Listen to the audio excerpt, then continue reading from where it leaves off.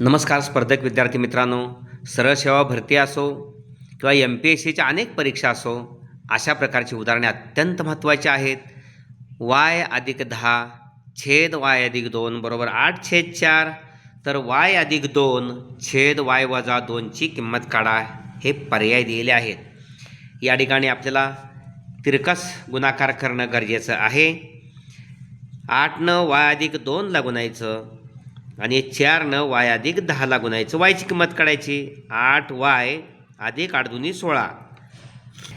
बाहेरच्या पदांना आतल्या पदाला गुणलेला आहे. 4y अधिक 10 चोक 40.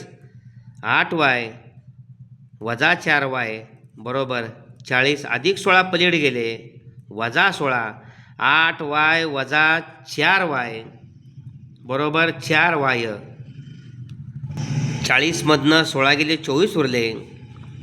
y बरोबर 4नं 24ला भागल्यानंतर y बरोबर 6. yची किंमत 6 मिळाली, पण y+2 छेद y-2 ची किंमत विचारलेली आहे.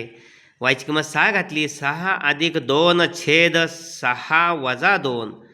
6 2 8 भागिले 7नं 2 गेले 4 उरले आणि 8नं 4 भागलं 2 भागाकाराला.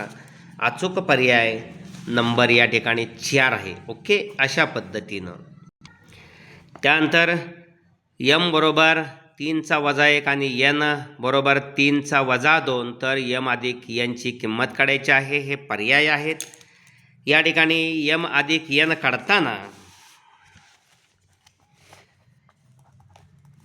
m ची किंमत 3चा वजा 1 आहे, अधिक n ची किंमत आहे 3चा वजा 2.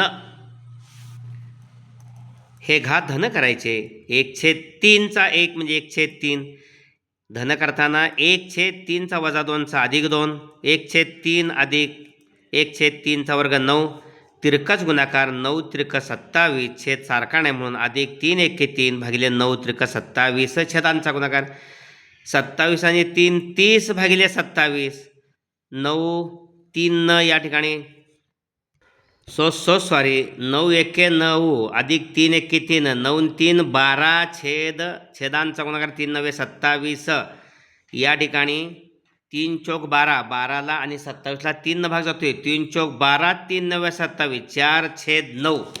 अचूक पर्याय या ठिकाणी जो आहे तो 4/9 नंबर 1.